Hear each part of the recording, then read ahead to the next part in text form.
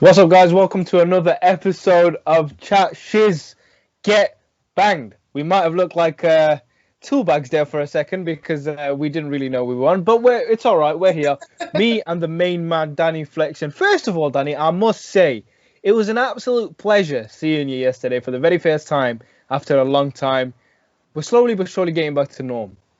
Yeah, even though we were all a big sweaty mess. Yeah. While we were at the press conference, before we were at the press conference, while we were waiting outside in the blinding sunshine, it's an English thing, isn't it, to complain about the weather, whether it's too cold or too hot. But just at the moment, it's so humid, it is ridiculous. And he is, by the way, Fuad Abdul-Aziz. I don't think he introduced himself. He was too busy introducing me, which is just the sort of guy he is. Very, very giving. And as you'll see from our thumbnail this week, the main topic, or at least one of the topics we're going to be discussing, is Dillian Whyte, Alexander Povetkin, August 22nd, the Matchroom Fight Camp finale, and whether it is worthy of a pay-per-view price tag. And we'll dip into that shortly. But just to kind of update people, earlier this week, Martin Bakole, Congolese heavyweight based in Scotland, revealed that he's dropped off the card. He was supposed to be fighting Sergei Kuzmin. There are issues, apparently. I can't say too much, but I think there were some issues with negotiations, and it wasn't quite right as it had been in the past. They've moved swiftly, at least, to replace it with one fight so far. Apparently, there's going to be two more announced over the next few days. But Zach Chelly will be fighting at super middleweight against Jack Cullen, which was announced this morning. Whether you feel that bolsters a pay-per-view or not is open question. But there are another two fights apparently involving Fabio Wardley and Martin Babic. Is it Martin Babic? Something. Alan Babic. There you go. Yeah, Alan Babic. Right, eventually.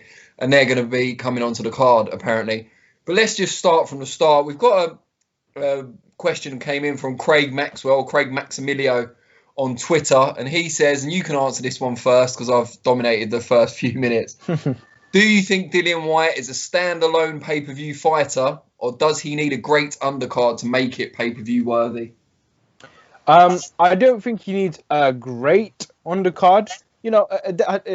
It's how you look at an undercard. Me and you might look at an undercard and think, yeah, that's all right. But I think Dillian Whyte is almost a standalone pay-per-view fighter because he is a very popular heavyweight. He's not just known to the boxing community. He's gone viral many a times from what he said in interviews and the Deontay Wilder situation, the Anthony Joshua situation. So I believe he is pretty much now a standalone. But you do need not a strong undercard, but a good one, a respectable one where we know, even like I see the Jack Cullen versus Chile that was added this. I think that's a really good fight, and it's a good little scrap, and it adds to the card. So yeah, I think Dillian has reached that level now. What about you? It's a really good fight, Zach Chelly, Jack Cullen, but it's not a pay-per-view fight, is it? In the same way that Luther Clay and Chris Congo is a really good fight, but it's not a pay-per-view fight. Those two fights would not be out of place on one of the normal Sky subscription fight camp events that we've seen so far and that's coming up on Friday this week as well. Like I said on Twitter this morning, I'm genuinely more excited for the Friday night Matchroom show than I am for next week's Matchroom show.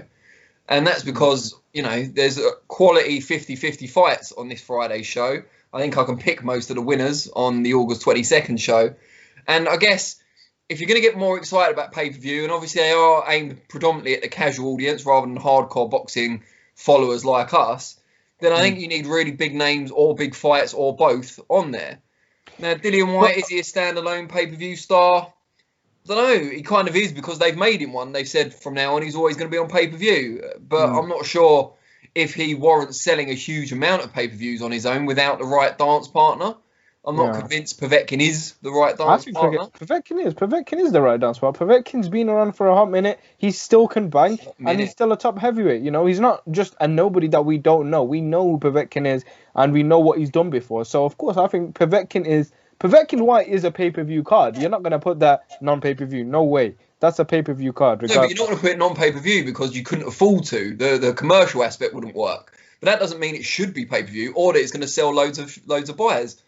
You know, Povetkin is still a good fighter. He is still top 10 heavyweight in the world. But does anyone out there genuinely think Povetkin's going to win this fight? I haven't seen anyone predict it. Dylan might not be the biggest pay-per-view seller, but he's definitely a pay-per-view star. He might not get to the numbers as Fury, Wilder, Joshua. He might not have those numbers, but I reckon now at this point, more, like 90% of the conversation that we have, he is a pay-per-view star. And then, yeah, you can argue if he doesn't fight like someone who's not known and whatnot, then you can say maybe, consider the undercard, like how is it? But this one, I think it's out of question. For me, it's a pay-per-view fight. Now, I'm going to have a look now, right? Because I'm going to go back and have a look at Whyte Rivas, which was a year ago, and see what the undercard for that was. Because that's another example of Whyte in the main event, not against a hugely high like Povetkin's got a higher profile than Rivas. Rivas came in unbeaten, touted, but Povetkin's been there. He's won the WBA belt. He's got more of a name. He fought Joshua over here, of course, which is quite a big deal in terms of his profile. So Whyte Rivas on the undercard, you had David Allen, David Price, which was a hugely anticipated domestic heavyweight clash. Richard Gakpo, Chris Billum-Smith, really good fight. Probably better, if you're being honest, than Clay Congo or, Chelly, that fight. Derek Chisora was on there, stopping Arthur Spilka. That was built up as well. Lawrence Okoli on the undercard. Duffield Aziz, which was a really good fight. But again, Duffield Aziz is like a Clay Congo. So that's fair enough. So it kind of matches up. And then obviously on this show, you've got Katie Taylor, Delphine Pursoon, which is a really good fight. Really wanted to see that rematch. But Pursoon only got a short notice because Serrano pulled out. Not many people are predicting she's going to get the job done. I think everyone expects an improved Katie Taylor in this fight. So I think I'm definitely more enthused about the chief support than I am the main event. And I think below those top two fights, I don't think it compares to Whyte Rivas. Yeah, but I think the debate's going to be, there's a few things I want to say. The debate's going to be how much is the pay-per-view going to be. That's going to be a massive factor in this whole argument. That's still not been announced. No, I still don't know the amount for it. But also, you got to understand, they can't have, you're comparing it to the Rivas fight, where we were in normality, bro. Everyone was... Yeah, but then don't make it pay-per-view. You can't say, but Dylan, they've got the right to charge the same amount. You're comparing the cards, though, in that sense. It's hard to compare cards, but then if you're still going to ask me, is it a pay-per-view fight? It is, because those two top fights essentially make it a pay-per-view fight, and you go off the other ones are good fights. It's just the situation obviously is still, you can't compare the cards because you can't have that many fighters on, plus you can't bring in people from all over the place, plus you have to separate other fights to other cards. So it's a vastly inferior card, I agree. So then don't make it pay-per-view.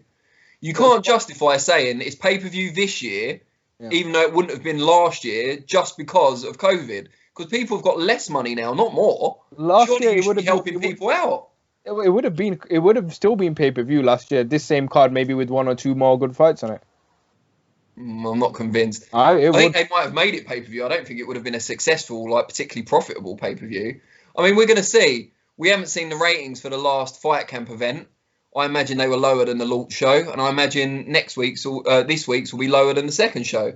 So it's kind of diminishing returns. Will it go hugely back up for the Fight Camp finale? Because it will need to. Because if these Fight Camp shows on regular Sky with no extra fee are doing around 100,000, 200,000 viewers, now you're going to ask people to pay, and you're going to hope to get more than 200,000 viewers to make it viable. That's a big ask in these times of financial constraints. I think this could flop. Who is what else is on that night? Is there any of the fights, any of the matches or anything?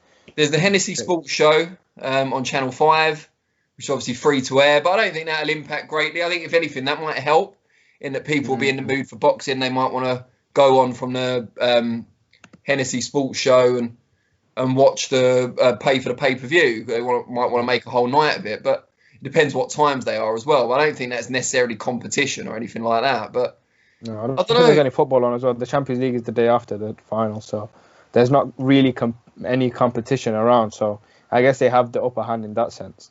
Yeah, I suppose if they're operating in a vacuum, that might help. But Mm. I don't know. Where's the real star power coming from? If you take Whyte out of the equation, you can debate all day whether he's a genuine pay-per-view star or not. Where's the star power? There's no Chisora. There's no Dave Allen. Obviously, no Joshua. Who are the stars on the show? Never mind they're good fights. We all agree on that. You know, three of them are really good fights at least.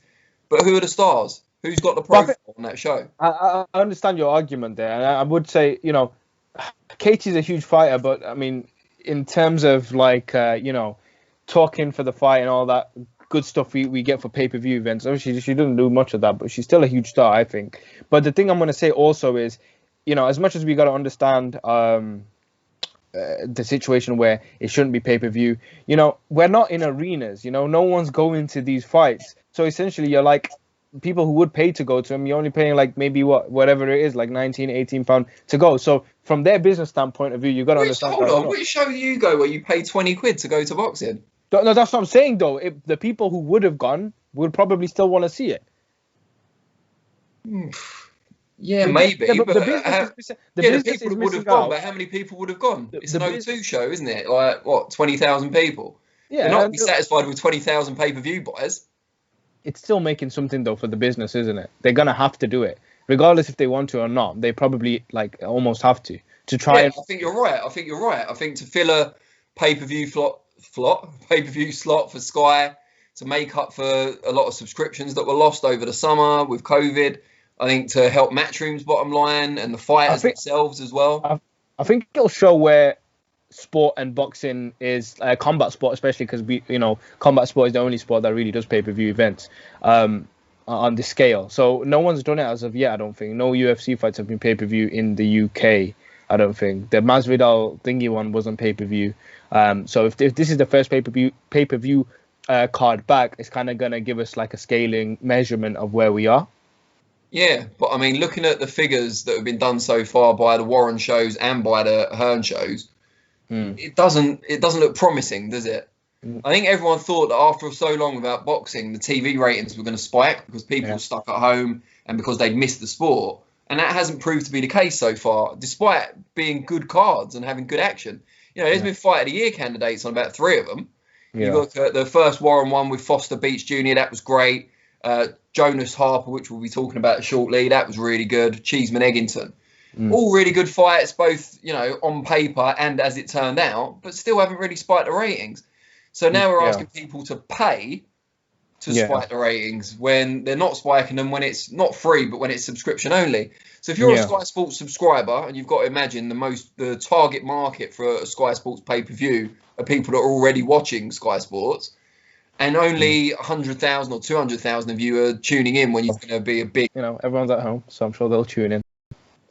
But I just think you need a strong undercard. If it's not AJ, or it's not a huge all-British fight like, I don't know, Khan Brook a couple of years ago, for example, would have been, then you need a really strong undercard. And by strong, I don't necessarily mean really good fights, because there's plenty of good trade fights on the undercard. To Chelly against Cullen. It's a much better fight for a casual fan base. They're heavyweights. Bacoli's fought over here loads. Allen's a cult hero. Dave Allen, Hughie Fury. The other thing is, compared to what we were not promised, but what was speculated, it's dwindled, hasn't it? We thought we were going to... And now we're left with still a good card, but borderline. Why are all these matches? Why aren't these guys being... Those fighters. So I feel like those fighters... Yeah, I think I said it on our first episode back. I said, I want to see where's Josh Kelly, where's Buatsi, but I think these guys are on for... It's a really... Boxing fans probably be aware of Povetkin, at least to an extent, even if it's only from him fighting Joshua.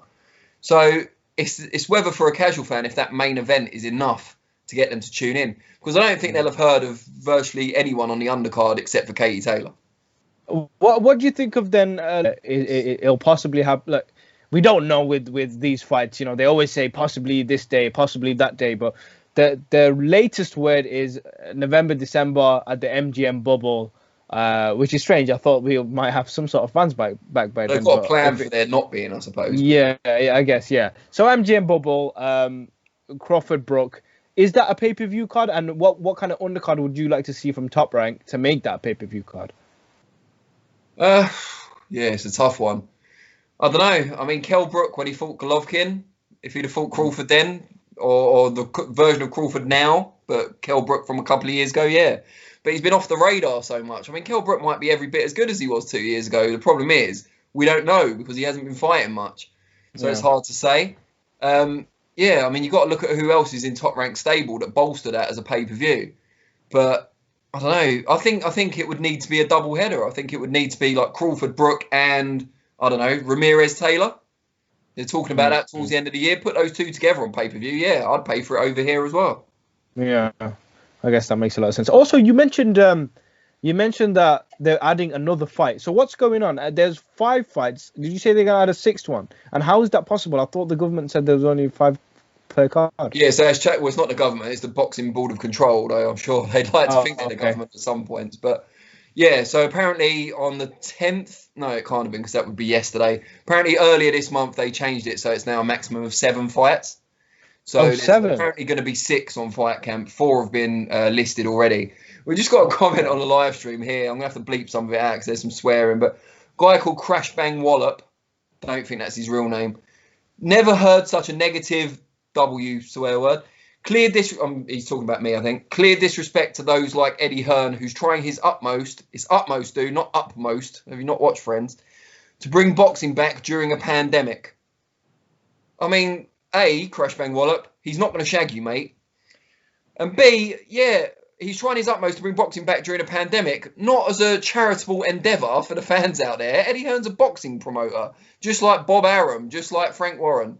He's trying to bring boxing back during a pandemic because that's how he makes his money. He stages boxing shows like we all do, you know, like not we all do, sorry, like Frank Warren does, like everyone does. That's why everyone's putting on boxing at the moment, either to keep their fighters busy and to make money. They're not doing it for the fans. Do you know what I mean? Fans are going to be grateful because they want to see boxing, but that's not the reason to do it. So I don't like that tone that we should be grateful. Do you know what I mean? Like, yeah, Eddie Hearn's doing his best, you know, cut him some slack. Well, no, we're the paying public. So if he wants the show to be successful, we've almost got a duty to say, this isn't quite good enough for 20 quid. So you either need to put the price down or bolster the card a bit more. I don't think that's doing him a disservice. I think his point is, I think where his point would come valid is obviously we've spoken about it many, many times since we started the show, is, you know, we show appreciation to Frank Warren, to Bob Arum, to Eddie Hearn, to put these fights on and how they've gone out of their, you know, depth of just an arena to like back garden studio and like actually pushing in a tough time to put on. But I think you're right when it comes to these situations where we have to pay. Were they going to sit at home and like lose money? It's not like that. That's like saying, yeah, I want to praise all the people that have gone to work during the pandemic because, you know, they could have just stayed at home, not fixed the railway tracks, not done public service work, not done all that, apart from the NHS, who I've got huge respect for. But everyone else, they don't go to work. They don't get money unless you're lucky enough to be furloughed, and whether that is lucky or not is open to debate. But that's, I guess, if you're saying the fans have a right and have almost like a right to say that's not, you know, that's not right in terms of £20 is too much. The words aren't even coming out of my head today. £20 is too much. I've been sat on Zoom calls too long. £20 is too much. Blah blah blah. Then we also have a right to appreciate it as fans. You know, we appreciate football coming back. We got to appreciate other sports coming back. I'm not saying we should be happy that boxing's back, but I don't think we should be grateful to the promoters for bringing it back. That's their job. That's like saying, are they grateful to us for watching? You know, they're not, are they? They're grateful that we pay the money, of course, because that funds them to then continue their role. It's a symbiotic relationship. We both use each other, but you can't be grateful to someone simply for doing their job unless they're going above and beyond. And creating shows during a pandemic is not going above and beyond. Not really. Well, it is because they don't have this. Well, they don't have their simple things. They don't have arenas. They don't have stadiums. They don't have small hall shows. But, you know, Frank's had to go into a studio, which, you know, has never been done. Same with Bob. But Eddie's had to open a back garden. Dana in the UFC had to go and do a whole thing in the island. Like, they have set out their way. Because if they hadn't have done those things, they wouldn't have made any money. They wouldn't have made any money. They would have disappointed their broadcast partners. Yeah, it's great for us that boxing's back, but the main people that benefit in terms of doing this, finding innovative ways of bringing boxing back, and I agree with respecting them for being innovative and creative, but I don't think we should be grateful because they're doing it largely because they need to do it. They can't just not have any boxing for the next 6 months because they'd all go out of business. And we'd be disappointed as fans and bored for a large part. And me and you might be out of a job as well because we cover the sport for a living. So in that sense, yeah, I'm grateful because I've got a job. But if I was just a normal fan on the street, I wouldn't be grateful. I guess it's a two-sided argument, though. We could go on this subject all night. Yeah, but you've got somewhere to be in about 10 minutes. So I'm going to respect that and move on. Let's go to more positive news. And Terry Harper, Natasha Jonas, historic fight on Friday night. First all-British female world title fight. And as it turned out, an incredible advert for the sport. Yeah, solid. I mean, fair play to both fighters. Terry, I think it was definitely a hardest test to date. But I think I agree with the scorecards. I think I agree with the result of it being a draw. It was. You can't agree with all the scorecards. You have to agree with one of them. No, I mean I agree with the fact that it was a draw. Like it was too close to call, in my opinion. Anyway, Did you score it? I didn't score it card by card, but overall, like if I were to go back, I feel like I would anyway. I'm just taking from perspective of watching it. But no, it goes to show Terry's still very young. She's 23. She's got, I mean, the sudden pressure as well for her to come onto the scene like she did last year. Bosh, like 10-0, world title, big fight, headlining this card and fighting, a great fight in Natasha Jonas. It goes to show that she's still young and she's still got time to learn and develop. But it was great to see the side of Natasha in terms of, look, I'm still here, I'm about, and I'm not going to be stepped over. And it adds more competition to the women's sport, which I want to see get bigger because there's some fantastic female fighters. Looking forward to Breakhouse versus McCaskill as well. It's going to be a good fight. But yeah, overall, another good show. Yeah, and I think another big winner of the night has to be Shane McGuigan, considering that two of his fighters, Chris Billum-Smith, Anthony Fowler, both looked very, very good on the undercard. Anthony Fowler, by the way, looked very good. Like Anthony, the style was different. Like it wasn't like himself quite a bit. There was I like the way he was a lot more loose, if you could say. He was loose, he was fluid. And you could see that. And, him talking about it, fighters mention a lot of things about changes. Like almost inevitably when you interview a fighter prior to a fight, they always say they've made changes. So it's that part of the interview always. Yeah, it's always that. But when I saw him, I was like, oh, okay, so this is a completely different. We know Fowler to be aggressive, hands up, and the way he comes forward and whatnot. But I really liked what I saw. And credit to Shane McGuigan for making him do that. And Chris Billum-Smith landed what must be the punch of his career to end Nathan Thorley's night quite early. I predicted last week on here and on my vlog. I know you like me mentioning my vlog. I predicted I was going to feature on it, mate. You didn't let me feature on it yesterday. Feature on the vlog. Chris Billum-Smith, Nathan Thorley, I thought was going to be the fight of the night. As it turned out, it really wasn't. Only lasted a couple of rounds. Thorley a bit undersized, as it turned out, for cruiserweight, and looked a bit deer in the headlights early on as well. He hadn't fought anywhere near that level before. But Billum-Smith done the job with minimum fuss and maximum explosivity. I thought the punch that he used, he walked him onto a right-hand counter to finish it, and I just thought it was a beautiful shot. And great night for the McGuigan stable. You'd hope that feel-good feeling moves on to the likes of a Coley and Campbell, who've both got big fights later this year. Yeah, Ryan Garcia for Campbell is still on the lips of many people. I'd love to see that in the UK. I think Ryan would get an incredible reception, something he's not used to in America, man.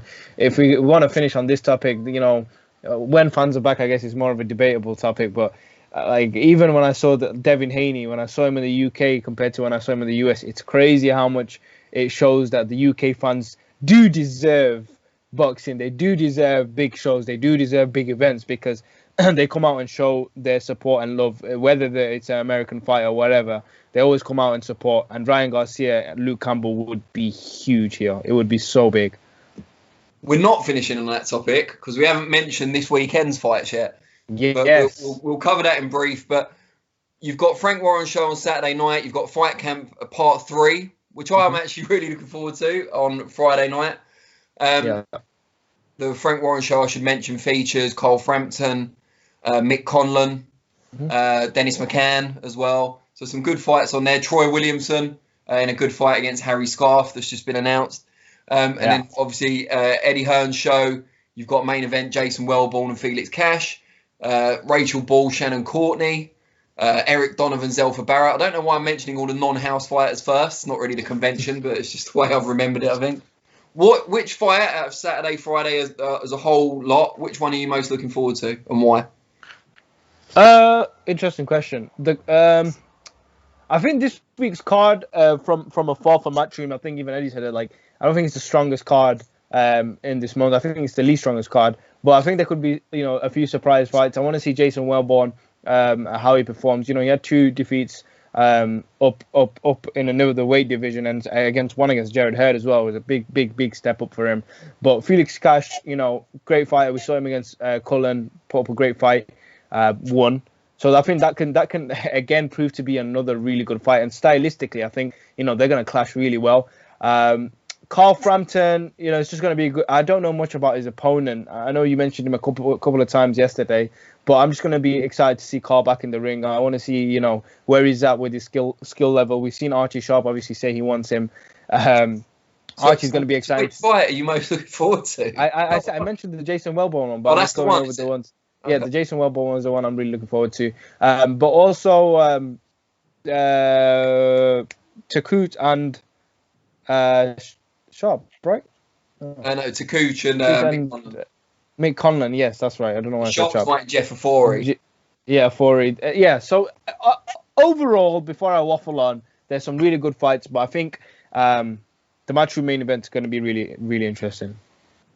Yeah, I really like Takut Conlon. I think that's going to be a really entertaining fight. I think styles will mesh well. But I think the one I'm most looking forward to is probably Ball Courtney, just edging out Barrett Donovan. I think Barrett Donovan, skill-wise, will be excellent and will be a one for the purist.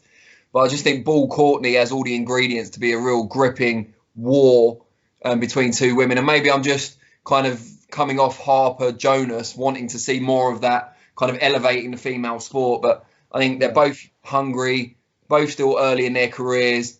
First big test, really, for Courtney. Ball's been around a bit longer. She's fought the better opposition, taller, bigger. It's just a really intriguing fight and one I've been looking forward to since the whole schedule was announced. Yeah, looking forward to it. Another great weekend of fights coming up. And just before we go, we got on the live stream Jatin Gupta. I hope I pronounced your name right, although I don't really agree with what you've said, but I'm a nice guy. He says, if you have money and you're a fight fan, not a big problem in terms of paying for the pay-per-view. I mean, if every fan had that attitude, Jatin, we'd get taken advantage of a lot more than we do. So be careful. It's a slippery slope.